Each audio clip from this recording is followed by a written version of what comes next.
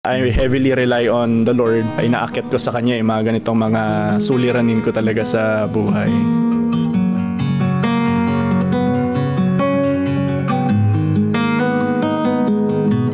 Sir Erian, paano mo na balanse ang work responsibilities mo sa spiritual life mo? At kasali din yung personal life. Baka meron ka pa idagdag tips daw for young professionals. Actually, sa stage ko po ngayon, talagang mahirap i-balance.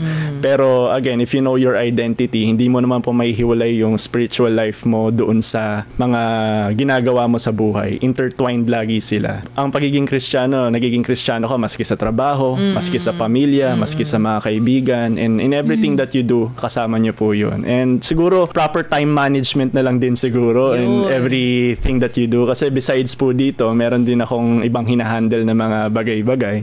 Kaya talagang proper time management na lang din po talaga. And at this stage, it's really sacrifice. Kasi kung alam mo talaga yung pupuntahan ng business mo is papuntang success, talagang you'll really sacrifice yung time mo ngayon in order for you to be successful in the future. Tuwing umuwi ka sa bahay, syempre, kargado nyo din yung mga problema. Kung saan man problema nanggaling yun. I heavily rely on the Lord. Ay naakit ko sa Kanya mga ganitong mga suliranin ko talaga sa buhay. Gusto ko siguro i-share yung pinaka-life verse na pinangahawakan ko, which is yung Philippians 4:13. I can do all things through Christ who strengthens me. So, in every aspect na gusto nilang tahakin sa buhay nila, whatever business they wanted to pursue, as long as Christ is the center no ginagawa nila, definitely they will overcome kung ano man challenges na meron sila.